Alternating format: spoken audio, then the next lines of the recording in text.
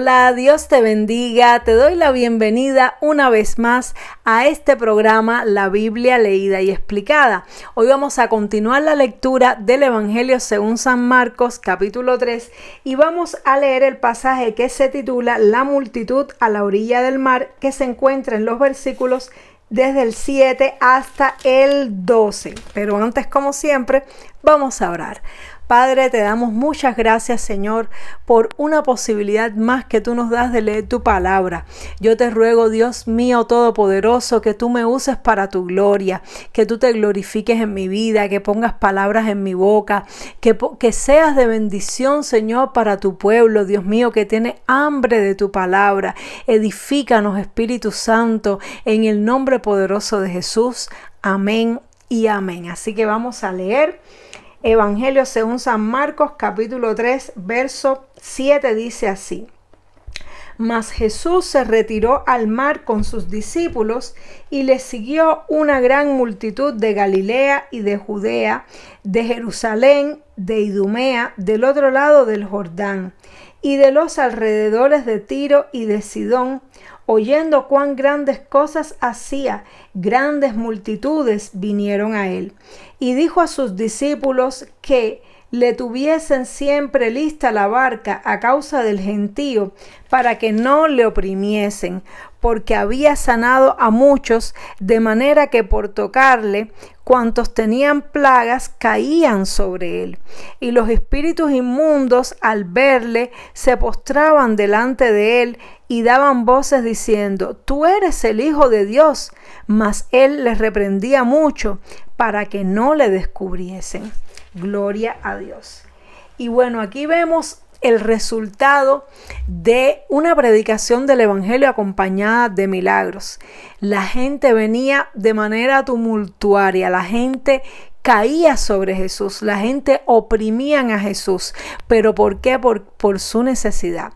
La gente estaba buscando su sanidad, la gente estaba buscando su liberación, y por eso la gente venían a Jesús, porque ya habían escuchado de los milagros, de los prodigios que Jesús hacía. Y esto nos da a entender primeramente una cosa, y es que las personas están muy necesitadas del poder de Dios. Las personas están necesitadas de ver un Dios que no solamente obra, no solamente habla, sino que también obra. No solamente les dice lo que deben hacer, sino también que les ayuda, les bendice, les sana, les liberta. Las personas necesitan a Dios. Y yo estaba pensando precisamente hoy, mientras caminaba, meditaba en qué pasaría si una persona empieza a predicar y empieza a manifestar el poder de Dios. Se llenarían las iglesias, porque las mismas personas traerían a sus amigos, a sus familiares. ¿Cuántas veces tú y yo conocemos personas que tienen problemas, que están enfermos, y a veces no les invitamos a la iglesia, o les invitamos y rechazan porque piensan que van a ir allí a participar de una actividad religiosa, a escuchar un sermón, a ver personas cantando, pero no creen que van a tener un encuentro con el Dios que les puede ayudar? No creen que Dios les puede ayudar, porque muchas veces los primeros que no lo creemos somos nosotros mismos. Y es por la escasez que hay hoy día de la manifestación gloriosa del poder de Dios. El poder de Dios es algo muy necesario, de manera tal que el apóstol Pablo, él decía, yo no vengo con excelencia de palabras, sino que vengo para manifestar el poder de Dios, para que vuestra fe no esté basada en palabras, sino en poder. Entonces, eso nos da a entender que necesitamos orar para que haya más poder de Dios en las iglesias. Y yo no estoy diciendo que eso sea lo más importante, no lo creo. De hecho, creo que lo más importante es la predicación de la palabra.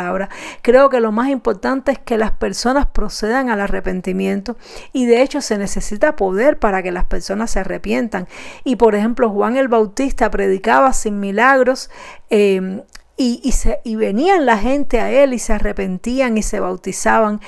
Pero cuando se predica con demostraciones de poder de Dios, se puede alcanzar a muchísimas más personas, y realmente Dios quiere bendecir a todo el mundo. Dios quiere ayudar a mucha gente. Dios quiere que todo el mundo lo conozca, que todo el mundo proceda al arrepentimiento. Y vemos que Jesús, a pesar de que la gente literalmente le perseguía, no vemos a un Jesús que huía de esto. Jesús no huía de las multitudes. Él se protegía de ellos, pero no huía de ellos. Él caminaba entre ellos. ¿Y qué diferencia hoy día muchas personas, cuando nada más Dios les usa un poquito o se les sube un poco el ego, ya no quieren tener contacto con el pueblo, no quieren tener contacto con la necesidad, no quieren que la gente se les acerque, no quieren que la gente le importune? Sin embargo, vemos que Jesús no era así. Él lo que le decía a los discípulos es que le tuvieran preparada la barca. ¿Por qué? Porque cuando ya era demasiado, que la gente literalmente se lanzaba sobre Jesús y bueno, ya se volvía peligroso, porque las personas creían que tocándole podían ser sanos, tocándole podían ser libres. No todos tal vez creían que con una palabra podían recibir la liberación. La fe de cada cual es diferente. La mayoría de las personas pensaban que tenían que tocarle, era su fe. Pues entonces las personas se abalanzaban sobre él y me imagino que les impedían incluso caminar. Entonces, cuando esto ya se empezaba a descontrolar, Jesús se montaba en una barca. ¿Y por qué se montaba en la barca? No era para huir de la gente, sino para tomar cierta distancia, para poder, es decir, separarse un poquito, estar en el lago, y desde el lago, desde la barca, Jesús les hablaba y les predicaba a las personas, les ministraba desde allí. En ocasiones tenía que tomar esa pequeña distancia porque ya era demasiado. Dice que la gente le oprimía. Pero vemos que Jesús siempre estaba alrededor de la gente. Es decir, Él dejaba que la gente se le acercara. Él dejaba que la gente le tocara. Dejaba que la gente le hiciera preguntas. Y esto nos enseña acerca de la humildad. Acerca de que el hecho de que Dios nos esté usando, no tenemos nosotros que como creernos que pues superiores, ni tomar distancia, ni no permitir que la gente acceda a nosotros, sino dejar que las personas accedan con cierto límite, ¿no? Sin que tampoco sea una cosa que pues ya nos perjudique. Entonces ya para cuando ya les perjudicaba, entonces ya sí se montaba en la barca Jesús. Y yo creo que por esto fue que Jesús escogió también esa región de Galilea, porque tenía el mar de Galilea y Jesús predicaba en toda la región, por los alrededores. Dice que la gente le seguía de todos los alrededores, se enteraban, ¿dónde está Jesús? Está aquí, está allá, y dejaban todo para seguirle. Pero no era tanto para escuchar lo que decía, sino porque querían su milagro, querían su sanidad. Y por eso es verdad que aunque los milagros son muy importantes para atraer las multitudes, los milagros son muy importantes para que las personas conozcan el amor de Dios, vean que Dios tiene misericordia de ellos, les ama, les bendice y tengan oportunidad de escuchar la palabra. Los milagros no hacen que las personas se salven, realmente es una realidad. Lo que hace que las personas se salven es el arrepentimiento verdadero y la fe en el Señor Jesucristo. Aunque sí que los milagros ayudan a que la gente pueda creer. Entonces aquí vemos esto, cómo Jesús sanaba a muchos, sanaba a los que le tocaban, les sanaba con las palabras, y vemos que también se manifestaban los espíritus inmundos. Y esto es otra cosa muy importante que debería haber en nuestras reuniones, y debería haber cuando se reúne una multitud. Las personas que tienen espíritus inmundos deberían ser libres. Es una manifestación del reino de Dios. Cuando el reino de Dios se materializa en un lugar, se evidencia, se hace presente en un lugar, ocurren cosas en el mundo físico y se manifiesta. Los espíritus inmundos que están ocultos en las personas se manifiestan hablando de manera tal que se ve que no es la persona, sino que se ve que son espíritus inmundos. Y esto es algo que también es importante que haya en nuestras iglesias. Es triste que a veces vemos iglesias llenas de personas y se alaba a Dios, se predica la palabra y no se manifiesta ningún espíritu inmundo. ¿Y qué vamos a pensar? ¿Que es que no lo hay? Pues para nada, para nada. En todas las iglesias vienen personas con problemas. Todas las personas que se convierten a Cristo, muchos vienen con problemas por haber practicado cosas ocultas, por haber hecho cosas que le abrieron puertas a espíritus inmundos. Muchos los han heredado de sus familiares por cosas que los familiares han hecho, y las personas están llenas no solamente de enfermedades y sufrimientos, sino también de espíritus inmundos. Y esto es algo muy triste, porque cuando una persona tiene un espíritu inmundo, el espíritu inmundo le va a obligar a hacer cosas que la persona no quiere.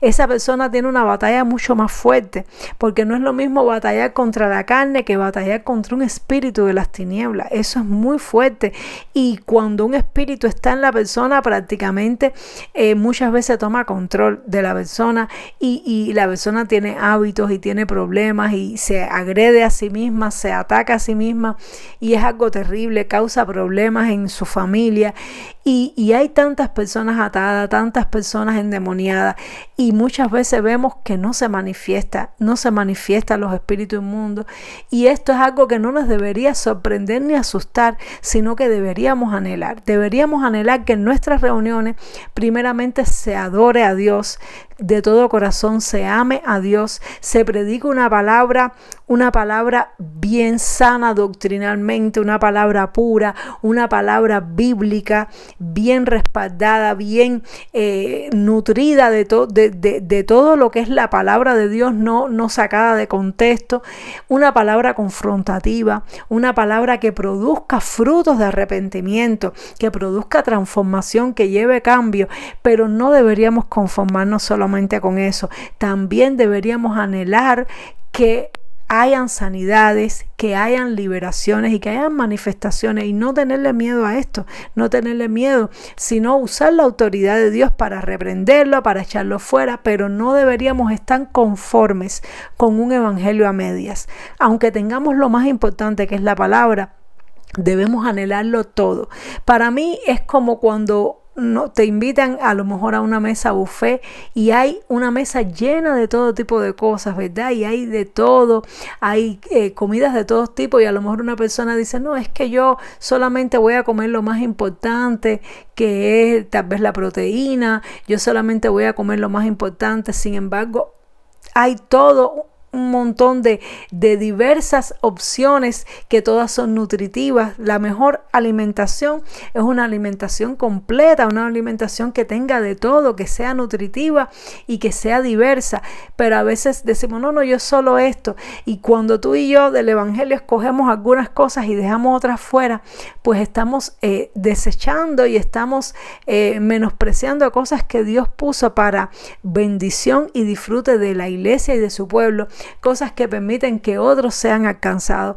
Entonces, no es para que estemos criticando nuestras iglesias, no es para que estemos menospreciando aquellas iglesias donde no hay manifestación del poder de Dios, ni tampoco para que estemos sobrevalorando esto, ni criticando las formas en que Dios se manifiesta en diferentes lugares. El objetivo es que tú y yo anhelemos que nuestras iglesias estén sanas y estén completas con todo lo que Dios ha preparado para su pueblo.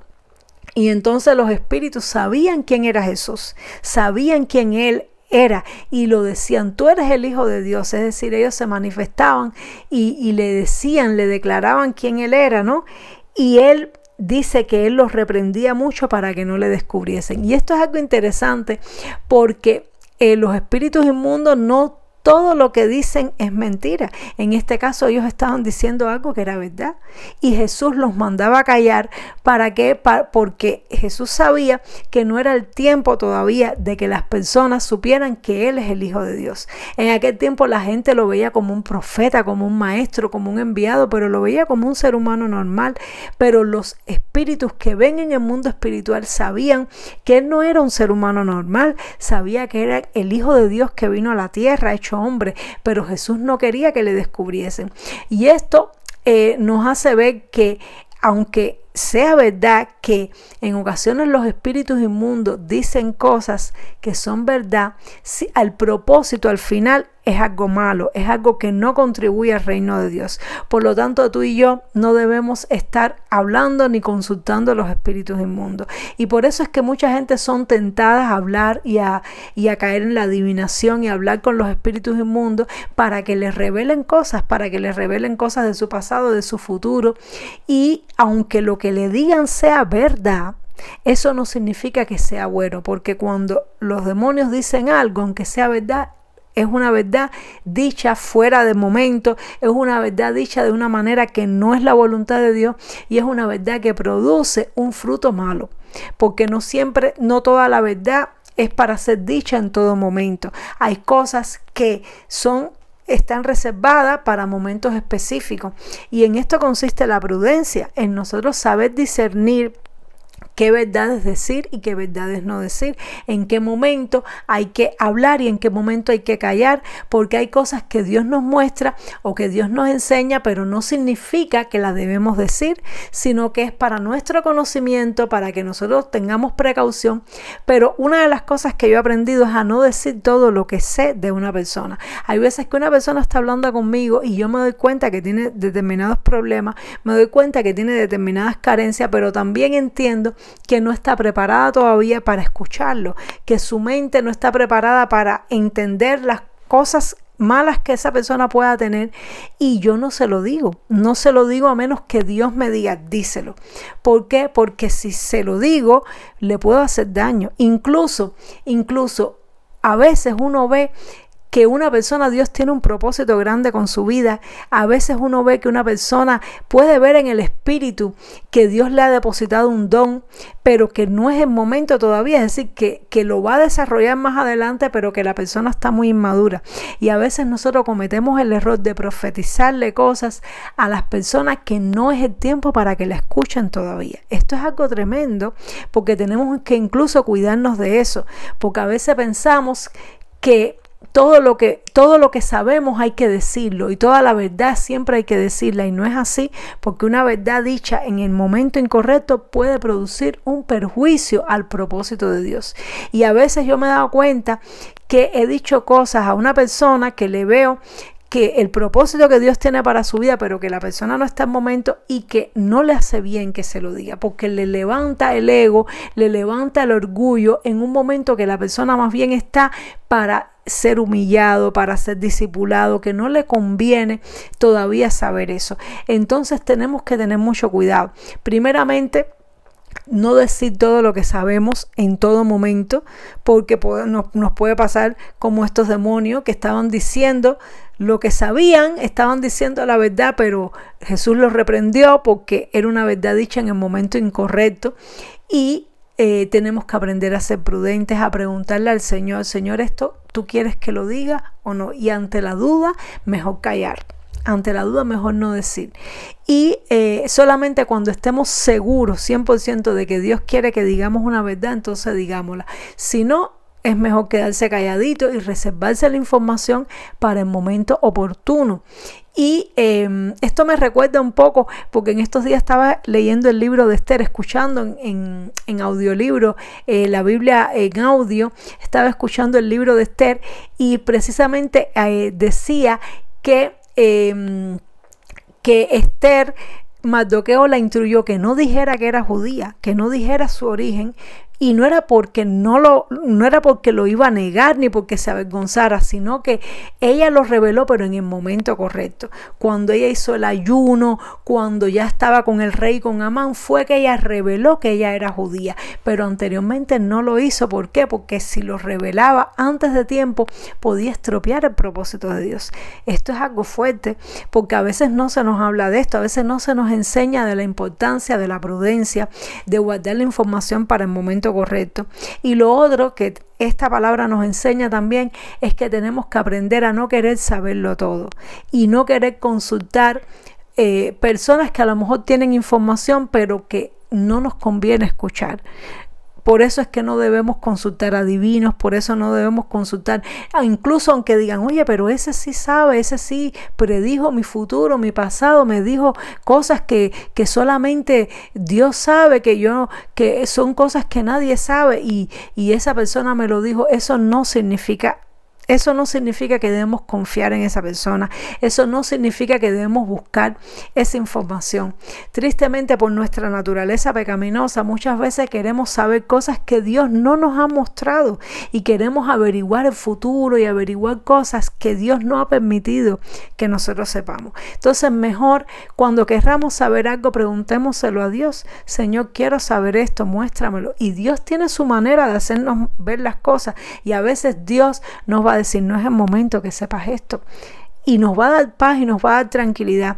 Tenemos que tener paciencia para esperar a que Dios nos administre la información, y tenemos que tener mucho cuidado con la información que sabemos, porque si somos imprudentes, Dios no nos va a querer revelar cosas. Pero si somos prudentes y fieles con la información que Dios nos da, Dios nos va a abrir los ojos para que podamos entender muchas más cosas. Qué interesante cuánta reflexión nos ha dado el Señor a través de solamente estos versículos. Le doy toda la gloria, toda la honra, porque Él es el que pone palabras en mi boca. Él es el que hace que fluyan la predicación de su palabra. Así que vamos a orar. Padre, te damos muchas gracias por esta palabra tan linda. Gracias por todo lo que tú has hablado, por todo lo que, Señor, hemos aprendido a través del estudio de tu palabra. Gracias, Espíritu Santo. Perdónanos nuestros pecados, perdónanos todas las veces que hemos sido imprudentes, perdónanos todas las veces, Señor, que no hemos sabido comportarnos como es correcto, que hemos querido saber lo que no nos toca saber, o no hemos administrado bien el conocimiento que tú nos has dado. Ayúdanos a vivir para tu gloria, ayúdanos a conocerte más, Señor, a aplicar tu palabra. Oramos también por nuestras iglesias, Señor, que nuestras iglesias sean iglesias donde se predique, Señor, tu palabra viva y eficaz, más cortante que una espada de doble filo que penetra a los corazones, Señor, pero también que sea una iglesia donde se manifieste el poder de Dios. Padre, te rogamos en el nombre de Jesús que en nuestras iglesias se manifieste tu gloria. Unge, Señor, a las personas indicadas, Señor, para manifestar tu poder. Sabemos que, Señor, tú nos has llamado a todos, pero has repartido dones de manera diferente. Unge, Señor, a todos los que tú entiendas, Padre, pero que tu gloria se manifieste en nuestras reuniones, que hayan milagros, que hayan sanidades, Señor. Queremos que vengan las personas, queremos, Señor, poderle decir a las personas, ven a mi iglesia, porque Dios sana, Dios liberta, el Señor tiene la solución para tu problema. Dios mío, te rogamos en el nombre de Jesús que tú, Señor, permitas, Señor, que tu pueblo te busque, que tu pueblo te encuentre y que tu pueblo manifieste tu gloria, y que aún nosotros también podamos manifestar tu gloria. Te lo pedimos en el nombre de Jesús. Amén y amén. Gloria a Dios. El Señor te bendiga mucho. Espero que te haya sido de mucha bendición esta palabra, y nos vemos, Dios mediante, en el siguiente programa para continuar estudiando el capítulo 3 del Evangelio según San Marcos. Dios te bendiga mucho. Chao.